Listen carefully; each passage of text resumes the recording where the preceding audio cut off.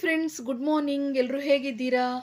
ನಾನು ನಿಮ್ಮ ಯೂಟ್ಯೂಬ್ ಗೆಳತಿ ಆಶಾರಾಣಿ ಮಲೆನಾಡು ಹುಡುಗಿ. ನನ್ನ ಯೂಟ್ಯೂಬ್ ಚಾನಲ್ಗೆ ನಿಮಗೆಲ್ಲ ಮತ್ತೊಮ್ಮೆ ಸ್ವಾಗತ. ಫ್ರೆಂಡ್ಸ್, ನಾನಿವತ್ತು ನನ್ನ ಯೂಟ್ಯೂಬ್ ಗೆಳತಿಯೊಬ್ಬರ ಮನೆಯ ಹೋಮ್ ಟೂರ್ ಮಾಡ್ತಾ ಇದ್ದೀನಿ. ಅವರ ಮನೆ ಇರೋದು ಮಲೆನಾಡಿನ ಮಧ್ಯದಲ್ಲಿ. ನಾನು ಆ ಮಲೆನಾಡಿನ ಮಧ್ಯದಲ್ಲಿರುವಂಥ ಅವರ ಮನೆಯ ಸುಂದರ ಪ್ರಕೃತಿಯ ವಾತಾವರಣ, ಸುತ್ತಲಿನ ಮರ ಗಿಡ, ಹಣ್ಣಿನ ಮರ, ಹೂವಿನ ಗಿಡಗಳು, ತುಂಬ ಅದ್ಭುತವಾದ ಪ್ರಕೃತಿಯ ಚಿತ್ರಣ ತೋರಿಸ್ತಾ ಇದ್ದೀನಿ. ಆ ಮಲೆನಾಡಿನಲ್ಲಿ ಒಂದು ಅವರು ಬಳಸುವಂತಹ ಸ್ಪೆಷಲ್ ಪಾತ್ರೆಗಳನ್ನು ನಾನು ನಿಮಗೆ ತೋರಿಸ್ತಾ ಇದ್ದೀನಿ. ಅವರ ಮನೆಯ ವಾಸ್ತು ಬಾಗಿಲು ಅದ್ಭುತ ಕೆತ್ತನೆಗಳಿಂದ ಕೂಡಿದೆ. ಆ ವಾಸ್ತು ಬಾಗಿಲನ್ನು ನಿಮಗೆ ಇಂಪಾರ್ಟೆಂಟಾಗಿ ಯಾರು ನೋಡಿದ್ರೂ ಸಹ ತುಂಬ ಅಟ್ರಾಕ್ಷನ್ ಆಗುತ್ತೆ. ಅಷ್ಟು ತುಂಬ ಚೆನ್ನಾಗಿ ಕೆತ್ತನೆಗಳಿಂದ ವಾಸ್ತು ಬಾಗಿಲನ್ನು ಮಾಡಿಸಿದ್ದಾರೆ. ಅದು ನಿಮಗೆ ತೋರಿಸ್ತಾ ಇದ್ದೀನಿ. ಅದಕ್ಕೂ ಮೋಸ್ಟ್ ಇಂಪಾರ್ಟೆಂಟ್, ಆ ಯೂಟ್ಯೂಬ್ ಗೆಳತಿ ಯಾರು, ಅವರನ್ನು ತೋರ್ಸೋಕ್ಕೂ ಮುಂಚೆ ನನ್ನ ಚಾನಲ್ನ ಯಾರು ಹೊಸದಾಗಿ ನೋಡ್ತಾ ಇದ್ದೀರಾ ದಯವಿಟ್ಟು ಸಬ್ಸ್ಕ್ರೈಬ್ ಮಾಡ್ಕೊಂಡು ನೋಡಿ, ಲೈಕ್ ಮಾಡಿ, ಕಾಮೆಂಟ್ ಮಾಡಿ, ಶೇರ್ ಮಾಡಿ. ಬನ್ನಿ ಫ್ರೆಂಡ್ಸ್, ಅವ್ರ ಮನೆಗೆ ಹೋಗೋಣ. ಫ್ರೆಂಡ್ಸ್, ನನ್ನ ಯೂಟ್ಯೂಬ್ ಗೆಳತಿ ವೀಣಕ್ಕ ನನಗೆ ಹೇಳಿದ್ರು, ಆಶಾ ನನ್ನ ತಂಗಿ ಮನೆಗೆ ಬರ್ತಾ ಇದ್ದೀನಿ, ನಿಮ್ಮೂರ ಹತ್ರನೇ ಬಾ, ಭೇಟಿ ಆಗೋಣ ಅಂತ ಹೇಳಿದ್ರು. ಸರಿ ವೀಣಕ್ಕ ಅಂತೇಳಿ ನಾನು ಹೊರಟೆ. ನಮ್ಮ ರಿಪ್ಪನ್ಪೇಟೆಯಿಂದ 18 ಕಿಲೋಮೀಟರ್ ದೂರದಲ್ಲಿದೆ. ಹುಂಚ ಅಂತ ಹೇಳಿ ಬರುತ್ತೆ, ಹೊಂಬುಜ ಅಂತಲೂ ಸಹ ಹೇಳ್ತಾರೆ. ಅಲ್ಲಿ ಪದ್ಮಾವತಿ ದೇವಸ್ಥಾನ ತುಂಬ ಫೇಮಸ್. ಅಲ್ಲಿಂದ 1 ಕಿಲೋಮೀಟ್ರ್ ಒಳಗೇ ಬರುತ್ತೆ ಅವ್ರ ಮನೆ. ನಾ ಹೋದೆ ಅವ್ರ ಮನೆಗೆ ತುಂಬ ಪ್ರೀತಿಯಿಂದ. ಅವರ ತಂಗಿ ವೀಣಕ್ಕನ ತಂಗಿ ವಿಜಯಕ್ಕ ಮತ್ತು ವೀಣಕ್ಕ ಇಬ್ಬರು ತುಂಬ ಅಂದರೆ ಅವ್ರ ಸ್ವಂತ ತಂಗಿಗೆ ಎಷ್ಟು ಪ್ರೀತಿಸ್ತಾರೋ ಅಷ್ಟು ಪ್ರೀತಿಯಿಂದ ನನಗೆ ಆತಿಥ್ಯ ಮಾಡಿದ್ರು. ನಂಗೆ ತುಂಬ ಖುಷಿ ಆಯಿತು ಅವ್ರ ಮನೆಗೆ ಹೋಗಿದ್ದು, ವೀಣಕ್ಕನ ಭೇಟಿ ಮಾಡಿದ್ದು. ಅವ್ರ ಮನೆ ಸುತ್ತಮುತ್ತ ವಾತಾವರಣ ಎಷ್ಟು ಸುಂದರವಾಗಿದೆ ಅಂತ ಹೇಳಿದ್ರೆ, ಮೊದಲೇ ಮಲೆನಾಡಲ್ವಾ, ಎಷ್ಟು ನಾನಾ ರೀತಿಯ ಹೂಗಳು ಬೆಳೆಸಿದ್ದಾರೆ, ಹಣ್ಣಿನ ಮರಗಳನ್ನು ಬೆಳೆಸಿದ್ದಾರೆ. ಅವ್ರ ಮನೆಯ ಸುತ್ತಲೂ ಪಾರ್ಕಿಂಗ್, ಎಷ್ಟು ಒಂಥರ ಹೋದ ತಕ್ಷಣ ರಿಲ್ಯಾಕ್ಸ್ಡ್ ಆಗುತ್ತೆ ಮೈಂಡು. ಅಷ್ಟು ಚೆನ್ನಾಗಿದೆ ಮನೆ, ಅವ್ರ ಮನಸ್ಸು, ಅವ್ರ ಮನೆಯ ವಾತಾವರಣ. ನನಗೆ ಅಲ್ಲಿ ಮೋಸ್ಟ್ ಅಟ್ರಾಕ್ಷನ್ ಅಂತಂದರೆ ಈ ಬ್ರಾಹ್ಮಿ, ಅಂದರೆ ಒಂದೆಲೆಗದ ಎಲೆಗಳು ಫುಲ್ಲು, ಅವರು ಅಂಗಳ ಫುಲ್ಲು ಚಾಪೆ ಥರ ಬೆಳೆದಿದೆ. ಎಲ್ಲಿ ಹೆಜ್ಜೆ ಇಟ್ಟರು ಅಲ್ಲಿ. ಎರಡನೇ ಅಟ್ರಾಕ್ಷನ್, ಅವ್ರ ಮನೆಯ ವಾಸ್ತು ಬಾಗಿಲು ಎಷ್ಟು ಸುಂದರವಾದ ಕೆತ್ತನೆಗಳಿಂದ ಕೂಡಿದೆ ಅಂತ ಹೇಳಿದ್ರೆ ಅದು ಹೇಳಲಿಕ್ಕಾಗಲ್ಲ, ನೀವೇ ನೋಡಬೇಕು. ಪ್ರತಿ ಆ್ಯಂಗಲೂ, ಪ್ರತಿ ಪಿಕ್ಚರ್ನು ನಿಮಗೆ ತೋರಿಸಿದ್ದೀನಿ, ಪ್ರತಿ ಕೆತ್ತನೆಯೂ ನಿಮಗೆ ತೋರಿಸಿದ್ದೀನಿ. ಹಾಗೆ ಅಬ್ಸರ್ವ್ ಮಾಡಿ. ಇಂಥ ಡಿಸೈನ್ಸ್ಗಳನ್ನೆಲ್ಲ ಸೈಲೆಂಟಾಗಿ ಅಬ್ಸರ್ವ್ ಮಾಡ್ತಾ ಇರಬೇಕು, ಆವಾಗ ಅದು ಮನಸ್ಸಿಗೆ ತುಂಬ ಮುಟ್ಟುತ್ತೆ. ಒಂದು ವಿಶೇಷತೆ ಅಂದರೆ, ಕಮಲದ ಹೂವು ಕೊಳದಲ್ಲಿ ಬೆಳೆಯುತ್ತೆ ಅಲ್ವಾ, ಇವ್ರ ಮನೆ ವಾಸ್ತು ಬಾಗಿಲಿನ ಮೇಲೆ ಬಳ್ಳಿನಲ್ಲಿ ಬೆಳೆದಿದೆ. ಹಂಸ, ನವಿಲು, ಆನೆ ಮತ್ತು ಹೂ ಪಾಟ್, ಆ ಡಿಸೈನ್ಸ್ ಬಿಟ್ಬಿಟ್ಟು ಅದರಿಂದ ಎಲ್ಲ ಬಳ್ಳಿ ತೊಗೊಂಡಿದ್ದಾರೆ. ಪ್ರತಿ ಬಳ್ಳಿನಲ್ಲೂ ಕಮಲದ ಮೊಗ್ಗುಗಳು, ಕಮಲದ ಹೂಗಳು. ಅದು ಎಷ್ಟು ನನಗೆ ಮನಸ್ಸಿಗೆ ಹಿಡಿಸ್ತು ಅಂತಂದರೆ, ಎಷ್ಟು ಇಷ್ಟ ಆಯಿತು ಅಂದರೆ, ನೀವು ಹಾಗೆ ಅಬ್ಸರ್ವ್ ಮಾಡಿ, ಅದು ಎಷ್ಟು ನಿಮಗೆ ಸುಂದರತೆ ಗೊತ್ತಾಗುತ್ತೆ ಅದರದ್ದು. ಇನ್ನೊಂದು ಏನು ಗೊತ್ತಾ, ಈ ಡಿಸೈನ್, ಈ ಕಂಬ ಥರ ಡಿಸೈನ್ಸ್ ಬಂದಿದೆಯಲ್ಲ, ಈ ಡಿಸೈನ್ ನಾನು ಕೆಳದಿ ಮತ್ತು ಇಕ್ಕೇರಿ ಟೆಂಪಲಲ್ಲಿ ನೋಡಿದ್ದೆ. ಈ ಡಿಸೈನು ಅವರೀಗ ಇವ್ರ ಮನೆ ವಾಸ್ತುಗೆ ಬಾಗಿಲಿಗೆ ಆ ಕೆತ್ತನೆ ಮಾಡಿಸಿದ್ದಾರೆ. ಹಾಗೆ ಅಬ್ಸರ್ವ್ ಮಾಡಿ.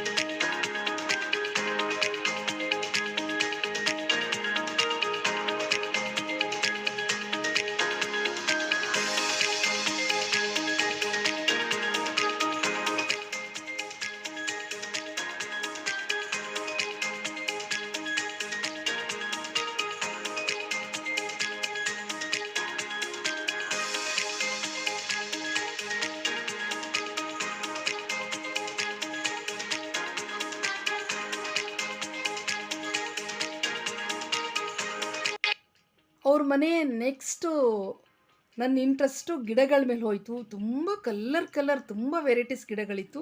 ನಾನು ಫಸ್ಟ್ ಗಿಡಗಳನ್ನೆಲ್ಲ ನೋಡ್ಕೊಂಡು ಬರ್ತೀನಿ ಅಂದೆ. ಅವರಿಲ್ಲ ಫಸ್ಟ್ ಊಟ ಮಾಡು ಅಂತೇಳಿ ನಾನು ಹೋಗ್ತಿದ್ದಂಗೆ ಫಸ್ಟ್ ನನಗೆ ಜೀರಿಗೆ ಮತ್ತು ಕೊತ್ತಂಬರಿ ನೀರು ಕೊಟ್ಟರು, ಗಣಪತಿ ಪಂಚಕಜ್ಜಾಯ ಕೊಟ್ಟರು, ಚಕ್ಲಿ ಕೊಟ್ಟರು. ವೀಣಕ್ಕ ಹೇಳಿದ್ರು, ಆಶಾ ನನ್ನ ಚಕ್ಲಿ ಗಟ್ಟಿನ ನಿನ್ನ ಹಲ್ಲು ಗಟ್ಟಿನ ಅಂತ. ನಾನು ಹೇಳಿದೆ, ಇಲ್ಲ ವೀಣಕ್ಕ ನನ್ನ ಹಲ್ಲೇ ಗಟ್ಟಿ ಅಂತೇಳಿ ಚೆಂದಾಗಿ ತಿಂದೆ. ಒಳ್ಳೆ ಕಾಫಿ ಮಾಡಿಕೊಟ್ರು, ಫಿಲ್ಟ್ರ್ ಕಾಫಿ. ಆನಂತರ ಊಟ ಕೊಟ್ಟರು. ಊಟನೂ ಸ್ಪೆಷಲ್ ಇತ್ತು. ಏನಂದರೆ ಹಲಸಿನ ಹಪ್ಪಳ, ಉಪ್ಪಿನಕಾಯಿ, ಸೌತೆಕಾಯಿ ಮೊಸರು ಸಾಸಿವೆ ಮತ್ತು ಕಾಬಸ್ಲೆ ಗಿಡದ್ದು ಕಾಬಸ್ಲೆ ಕುಡಿದು ತಂಬುಳಿ ಅಂತೆ. ತುಂಬ ಟೇಸ್ಟ್ ಇತ್ತು.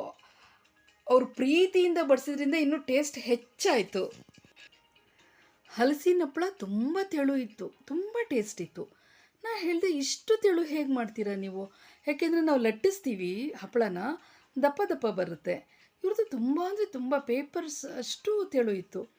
ಹಾಗೆ ಹೇಳಿದ್ರು, ಇಲ್ಲ ಇದು ಮಾಡಲಿಕ್ಕೆ ಒಂದು ಸ್ಟ್ಯಾಂಡ್ ಇದೆ, ಆ ಸ್ಟ್ಯಾಂಡ್ ಮೂಲಕ ಮಾಡಿದ್ರೆ ತುಂಬ ತೆಳುವಾಗಿ ಚೆನ್ನಾಗಿ ಬರುತ್ತೆ ಅಂತ ಹೇಳಿ ಕೊನೆಗೆ ವೀಣಕ್ಕ ಸ್ಟ್ಯಾಂಡನ್ನು ತೋರಿಸಿದ್ರು ಹೇಗೆ ಮಾಡೋದು ಅಂತ ಹೇಳಿ. ನನಗೆ ಇದು ಡಿಫ್ರೆಂಟ್ ಊಟ. ಏನು ಕಾಬಸ್ಲೆ ಕುಡಿದು ತಂಬುಳಿ, ಹಸಿ ಸೌತೆಕಾಯಿ, ಮೊಸರು ಸಾಸಿವೆ, ಉಪ್ಪಿನಕಾಯಿ ತುಂಬ ಟೇಸ್ಟ್ ಇತ್ತು. ಬನ್ನಿ ಅದು ಹಪ್ಪಳ ಮಾಡಿದ್ದು ಸ್ಟ್ಯಾಂಡ್ ತೋರಿಸ್ತೀನಿ. ಹಿಟ್ಟು ಹಾಕೋದಲ್ಲಿ ಇಲ್ಲಿ ಹಿಟ್ಟು ಇದೆ, ಒಳಗಡೆ ಪ್ಲಾಸ್ಟಿಕ್ ಇಟ್ಕೊಬೇಕು. ಅಡಿಗೆ ಬಟ್ಟೆ ಹಪ್ಪಳ ಒಣಗ್ಬೇಕಲ್ಲ, ಪ್ಲಾಸ್ಟಿಕ್ ಇಟ್ಕೊಂಡು ಹಿಂಗಂದ್ರೆ ಅಷ್ಟೇ. ಹೆಚ್ಚಾಗಿ ಮತ್ತೆ ಇಲ್ಲಿ ಬರುತ್ತೆ. ನೆಕ್ಸ್ಟ್ ಹಿಂಗೆ ಮಾಡ್ಬೇಕು. ಮತ್ತೆ ಮತ್ತೊಂದು ಒಂದು ಇಟ್ಕೊಂಡು ಹಿಂಗಂದು ಇಲ್ಲಿ ಹಿಂಗನ್ನೋದು. ಮತ್ತೆ ಇಲ್ಲಿ ಹಿಟ್ಟು ಹಾಕ್ಕೋಬೇಕು. ಹಿಟ್ಟು ತೆಳು ಇರ್ಬೇಕಂದ್ರೆ ಇಲ್ಲಪ್ಪ, ಹೌದಾ? ನೀವು ಚಪಾತಿ ಹಿಟ್ಗಿಂತ ಮೆತ್ತಗಿರ್ಬೇಕು. ನನಗೆ ಅವ್ರ ಮನೇಲಿ ಇನ್ನೊಂದು ಇಂಟ್ರೆಸ್ಟಿಂಗ್ ವಸ್ತು ಸಿಕ್ತು. ಏನಪ್ಪ ಅಂದರೆ ಅನ್ನ ಮಾಡುವ ಪಾತ್ರೆ. ಅದು ಹೇಗೆ ಅಂದರೆ ಎಲ್ಲರ ಮನೇಲೂ ಅಂದರೆ ಕೆಲವ್ರ ಮನೆಯಲ್ಲಿ ಬಸಿತಾರಲ್ವ ಅನ್ನ, ಆ ಥರ ಬಸಿಲಿಕ್ಕೆ ಬರದೇ ಇರೋರಿಗೆ ಇದು ಪಾತ್ರೆ. ಅನ್ನ ಎಲ್ಲ ಮೇಲಾಗ್ಬಿಟ್ಟು ಕೆಳಗಡೆ ಎಲ್ಲ ಗಂಜಿ ಕೂತಿರುತ್ತೆ. ಆ ಗಂಜಿಗೆ ಒಂದು ನಲ್ಲಿ ಕೊಟ್ಟಿರ್ತಾರೆ, ಟ್ಯಾಪ್. ಅನ್ನ ಎಲ್ಲ ಆದಮೇಲೆ ಆ ನಲ್ಲಿನ ನಾವು ಬಿಟ್ಟರೆ ಕೆಳಗಡೆ ಕೂತಂಥ ಗಂಜಿ ಎಲ್ಲ ಸಪ್ರೇಟಾಗಿ ಬಂದು ಹೊರಗಡೆ ಬರುತ್ತೆ. ನಂಗೆ ತುಂಬಾ ಇಂಟ್ರೆಸ್ಟ್ ಆಯಿತು ಇದು. ನಾನು ನೋಡೇ ಇಲ್ಲ ಎಲ್ಲೂ, ನಾನು ಇದೇ ಫಸ್ಟು ನೋಡಿದ್ದು. ನಾನು ಕೇಳಿದೆ, ವೀಣಕ್ಕ ಇದು ಹೇಗೆ ಮಾಡ್ತೀರಂತ ನನಗೆ ಹೇಳ್ಕೊಡಿ ಅಂತೇಳಿ, ತೋರಿಸಿ ಅಂತೇಳಿ. ಆಗ ನನಗೆ ತೋರಿಸಿದ್ರು. ಅದನ್ನು ನಾನು ನಿಮಗೆ ತೋರಿಸ್ತಾ ಇದ್ದೀನಿ, ಬನ್ನಿ. ಅನ್ನದ ಪಾತ್ರೆ ಇದು ಒಳಗಡೆ ಇದು ನೀರಿದೆ. ನೀರು ನೀವು ತುಂಬ ಹಾಕ್ಬೋದು, ಏನೂ ತೊಂದರೆ ಇಲ್ಲ. ಅನ್ನ ಕೆಳಗಡೆ ಹೋಗುತ್ತಲ್ವ. ಇದು ಕಡ್ಡಿ ಇರುತ್ತಲ್ಲ ಹೊಂದ, ಇದರಲ್ಲಿ ಈ ಫುಲ್ ಇಲ್ಲಿ ತಕ್ಕ ನೀರು ಹಾಕ್ಕೋಬೋದು, ಅಥವಾ ಈ ಇಷ್ಟರವರೆಗೂ ನೀವು ನೀರು ಹಾಕ್ಬೋದು. ಅಕ್ಕಿ ಇಡ್ತೀರಾ? ಎಷ್ಟು ಜನಕ್ಕೆ ಅಷ್ಟು ಅಕ್ಕಿ? ಅಲ್ಲ, ಇದು 4 ಜನರಿಗೆ 5 ಜನರಿಗೆ ಏನು ತೊಂದರೆ ಇಲ್ಲ. ಅಲ್ಲ, ಈ ಪ್ಲೇಟ್ ಇಟ್ಬಿಟ್ಟೆ ಅಕ್ಕಿ ಹಾಕ್ಬೇಕಲ್ಲ? ಹೌದು, ನೀರು ಫಸ್ಟ್ ಹಾಕ್ಯಣ, ಸ್ವಲ್ಪ ಇಲ್ಲಿವರೆಗೆ ಹಾಕ್ಯಬೇಕು. ಅಕ್ಕಿ ಹಾಕ್ಯಂಡು ನೀವು ನೀರು ಹಾಕಿರೋ ಅದು ಗುಳು ಗುಳು ಕೆಳಗೆ ಇಳಿಯುತ್ತೆ. ಇದು ಅಕ್ಕಿ ನೀರು ಹಾಕ್ಕೋಬೇಕು ಫಸ್ಟು. ಆಮೇಲೆ ಇದು 2 ಕಡೆನೂ ಕಡ್ಡಿ ಇದೆ, ಅಂದ್ರೆ ಇದು ಫುಲ್ ಕೆಳಗಡೆ ಹೋಗಲ್ಲ, ಹೋಗುತ್ತೆ, ಜಾರ್ತಾ ಇದೆ. ಇಲ್ಲಿ ಇದೆಯಲ್ಲ, ಕಾಣಿಸ್ತಾ ಇದೆಯಾ? ಕಾಣಿಸ್ತಾ ಇದೆ.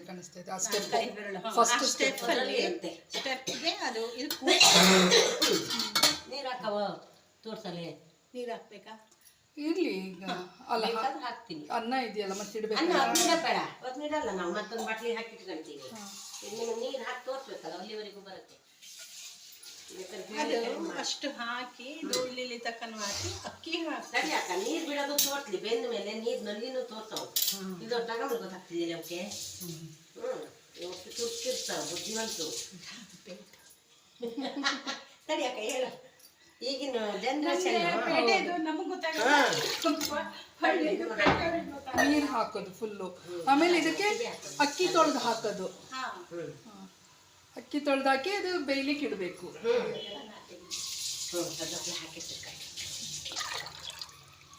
ಸಾಕು, ಇನ್ನೆಷ್ಟು ತುಂಬ ಮುಗಿದ್ರೆ ಚೆಲ್ಲದೆ ಈ ಅಕ್ಕಿ ತೊಳೆದಾಕಿ ಇದು ಇದನ್ನ ಮುಚ್ಚಬೇಕು. ಮುಚ್ಚಿ ಉರಿ ಹಾಕಿದ್ರೆ ಬೆಂದ ಮೇಲೆ ಅನ್ನಲ್ಲಿ ಬಿಟ್ಟರೆ ಸರಿ. ಗೊತ್ತಾಗುತ್ತೆ, ತೆಗೆದು ನೋಡ್ಬೋದು ಅನ್ನ ಬೆಂತ ಅಂತ ಬೇಕಾದ್ರೂ ನಾವು ಇದನ್ನ ತೆಗಿಬಹುದು. ತೆಗ್ದ್ಬಿಟ್ಟು ಈ ನಲ್ಲಿಲಿ ಅದನ್ನ ಬಿಡು, ಇದನ್ನೇ ತೆಗೆದು ಬೇರೆ ಯಾವುದೇ ಪಾತ್ರೆ ಮತ್ತೊಂದು ಮಗದೊಂದು ಮಾಡೋದು ಬೇಡ. ಇದನ್ನೇ ಇದು ಆನ್ ಮಾಡಿದ್ರೆ ನಲ್ಲಿ ನೀರು ಬರುತ್ತೆ. ಅನ್ನ ಬೆಂದಿದೆಯಾ ಇಲ್ವಾ? ಗಂಜಿ ಇಲ್ಲಿ ಬರ್ತಾ ಇದೆ ನೋಡಿ, ಗಂಜಿ ಬೀಳ್ತಾ ಇದೆ ಅಲ್ಲ, ಕೆಳಗಡೆ ಉಳಿದಿದ್ ಗಂಜಿ ಇತ್ತಲ್ಲ ಅದು. ಆಮೇಲೆ ನೀರು ಬರುತ್ತೆ. ಅದು ಫುಲ್ ಇಲ್ಲಿ ತನಕನು ಅಂದ್ರೆ ನಿಮ್ಗೆ ಇಲ್ಲಿ ಪ್ಲೇಟ್ ಎಲ್ಲಿವರೆಗೂ ಇದೆ ಅಲ್ಲಿವರೆಗೂ ಬಿಸಿ ಇರುತ್ತೆ ಅನ್ನ. ಏನ್ ತಿಳಿ ಬಸಿಬೇಕು, ಬಸಿಯಕ್ಕಲ್ಲ ಬರಲ್ಲ ಅನ್ನ. ಬಸಿ ನನಗೂ ಬಸಿಯಕ್ಕೆ ಬರಲ್ಲ, ದಿನ ಬಸಿ ಹೊರಗಡೆ ತುಂಬಾ ಚೆನ್ನಾಗಿದೆ. ಇಂಥದ್ದೇ ದೊಡ್ಡದು ಇದೆ. ಊಟ ಎಲ್ಲ ಆದಮೇಲೆ ವಿಜಯಕ್ಕನ ಮಗಳು ಅಂದರೆ ವೀಣಕ್ಕನ ತಂಗಿ ವಿಜಯಕ್ಕನ ಮಗಳು ಅರ್ಚನಾ ಅಂತ ಹೇಳಿದ್ದಾರೆ. ಅವರು ತುಂಬ ಈ ಥರ ಕರಕುಶಲಗಳನ್ನು ಹಾಕೋದು, ಡ್ರಾಯಿಂಗ್ ಎಲ್ಲ ಬರೆಯೋದು ತುಂಬ ಅಂತೆ. Most talented. ಅವರು ಮಾಡಿದಂತಹ ಈ ಕೈ ಕೆಲಸಗಳ ಒಂದು ಏನು ಮೆಟೀರಿಯಲ್ಸ್ ಇದೆ ಇದನ್ನೆಲ್ಲ ತೋರಿಸ್ತಾ ಇದ್ರು. ಇದೆಲ್ಲ ಪುಟ್ಟಿ ಥರ ಹೆಣ್ದು ಡಿಸೈನಬಲ್. ದೀಪಾವಳಿನಲ್ಲಿ ಅದರೊಳಗಡೆ ಬಲ್ಬ್ ಇಟ್ಬಿಟ್ಟು ಲೈಟ್ ಹಾಕ್ತಾರಂತೆ. ತುಂಬ ಚೆನ್ನಾಗಿತ್ತು, ತುಂಬ ಅಂದರೆ ತುಂಬಾ ಚೆನ್ನಾಗಿತ್ತು. ವೆರೈಟೀಸ್ಗಳು ಹಾಕಿರೋದು ತುಂಬ ವೆರೈಟೀಸ್ ಹಾಕಿದ್ದಾರೆ ನೋಡಿ ಒಂದೊಂದೇ.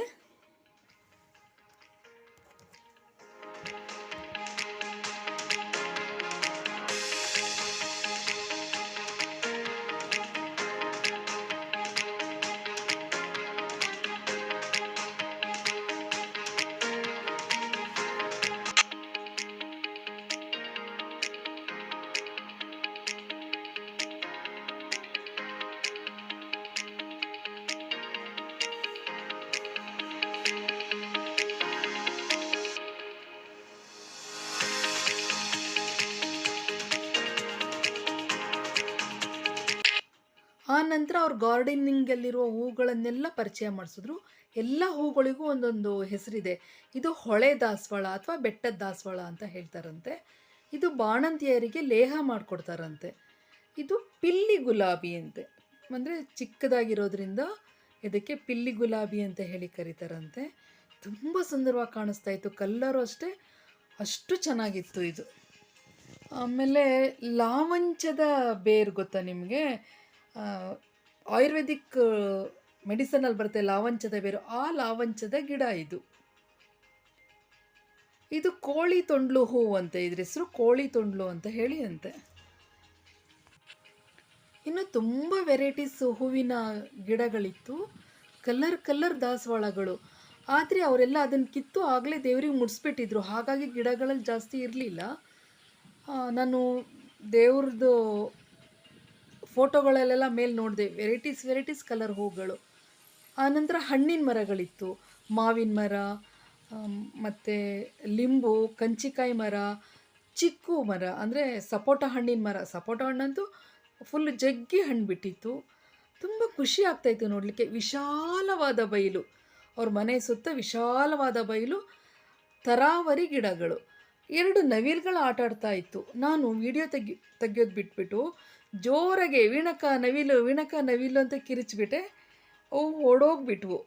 ಆಮೇಲೆ ವೀಣಕ್ಕ ಹೇಳಿದ್ರು, ಇಲ್ಲ ಹೊಸ ಧ್ವನಿ ಬಂದರೆ ಓಡೋಗ್ಬಿಡ್ತವೆ. ಆ್ಯಕ್ಚುಲಿ ಯಾವುದೇ ಹೊಸ ಪ್ರಾಣಿ ಅಥವಾ ಹೊಸ ಪಕ್ಷಿನ ನೋಡಿದಾಗ ಯಾವುದೇ ಕಾರಣಕ್ಕೂ ಮಾತಾಡಬಾರ್ದು, ಸೈಲೆಂಟಾಗಿ ಅವುಗಳನ್ನು ನೋಡಬೇಕು ಅಂತ ಹೇಳಿ. ನೋಡಿ ಚಿಕ್ಕು ಹಣ್ಣಿನ ಮರ.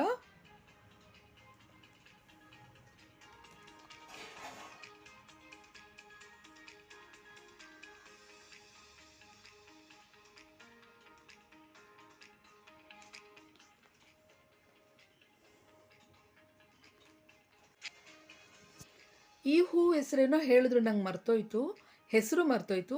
ಆದರೆ ಒಂದೇ ಜಾತಿಯ ಗಿಡ, ಕಲರ್ ಹೂಗಳು. ಒಂದೇ ಜಾತಿಯ ಗಿಡದಲ್ಲಿ ಬೇರೆ ಕಲರ್ ಹೂಗಳು. ತುಂಬ ಚೆನ್ನಾಗಿ ಅನ್ನಿಸ್ತಾ ಇತ್ತು ನೋಡಲಿಕ್ಕೆ. ತೆಂಗಿನ ಮರಕ್ಕೆ ಕಾಳು ಮೆಣಸಿನ ಬಳ್ಳಿಗಳನ್ನು ಹಬ್ಸಿದ್ರು. ಆಮೇಲೆ ಕೆಸುವಿನ ಎಲೆಗಳ ಇದ್ವು ಅಲ್ಲಲ್ಲೇ ಗಿಡಗಳು.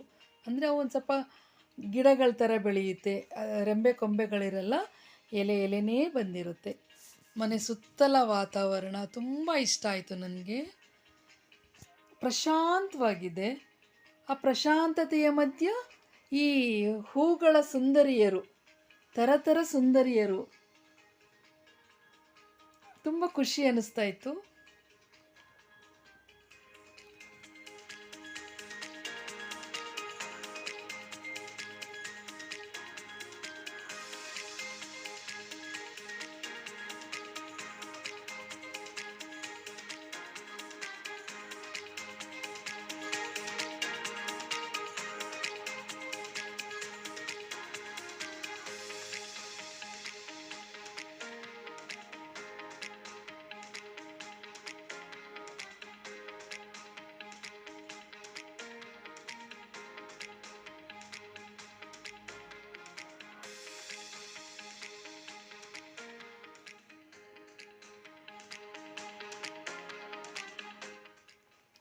ಈ ಹಸಿರು ಸಿರೆಯಲಿ ಮನಸ್ಸು ಮರೆಯಲಿ ನವಿಲೇ, ನಿನ್ನಂತೆಯೇ ಕುಣಿವೆ, ನಿನ್ನಂತೆಯೇ ನಲಿವೆ, ನವಿಲೇ